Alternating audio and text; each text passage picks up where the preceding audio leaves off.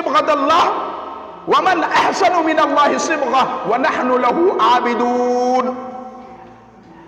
اللہ تعالیٰ کے رنگ میں رنگ جاؤ. اللہ سے بہتر رنگ کس کا ہو سکتا ہے؟ اللہ کے رنگ میں رنگ جائے. جانتے ہیں در حقیقت عیسائیوں کے یہاں ایک معاملہ ہوتا تھا. جب کوئی بچہ پیدا ہوتا تھا یا کوئی آدمی عیسائیت کو قبول کرتا تھا تو ایک زعفرانی کلر کا رنگ لایا جاتا تھا اور اس میں ڈبکی لگا دی جاتی تھی. اس میں ڈبکی لگا دی, اس کو بپتسمہ کہا جاتا. بپتسمہ. تو ان کے یہاں یہ ہوتا تھا کہ اب اس رنگ میں ہم نے اس کو ڈبو دیا, اب یہ پکا سچا عیسائی ہو گیا.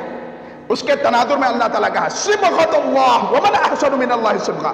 اللہ کے رنگ میں رنگ جاؤ. اللہ سے بہتر رنگ کس کا ہو سکتا ہے؟ ہاں, یہ رنگ جو انہوں نے عیسائیوں نے چڑھایا ہے یہ تو 1 گھنٹے کے بعد, 2 گھنٹے کے بعد, 4 گھنٹے کے بعد, 1-2 دن کے بعد چھوٹ جانا ہے. لیکن اللہ کے رنگ میں پروپر ڈھل جاؤ, یہ کبھی چھوٹنے والا نہیں. اللہ سے بہتر رنگ کسی کا نہیں ہو سکتا.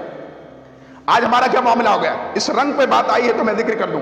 ایک بالٹی ہے, بالٹی میں پانی ہے اور بالٹی کے اندر پانی میں ایک پتھر ڈالا جاتا ہے. تو پتہ کیا چلتا ہے کہ پتھر بالکل الگ دکھتا ہے, پانی بالکل الگ دکھتا ہے.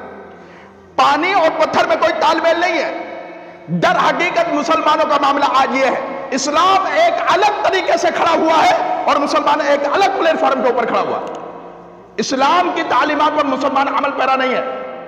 تو پتھر میں, پانی میں پتھر جیسا معاملہ آج مسلمانوں کا ہے, جبکہ ہمارا معاملہ پانی میں رنگ جیسا ہونا چاہیے. جس طریقے سے پانی کے اندر رنگ ڈال دیا جائے تو پتہ نہیں چلتا کہ پانی کی طرح اور رنگ کی طرح, اس طریقے کا معاملہ ہمارا ہونا چاہیے.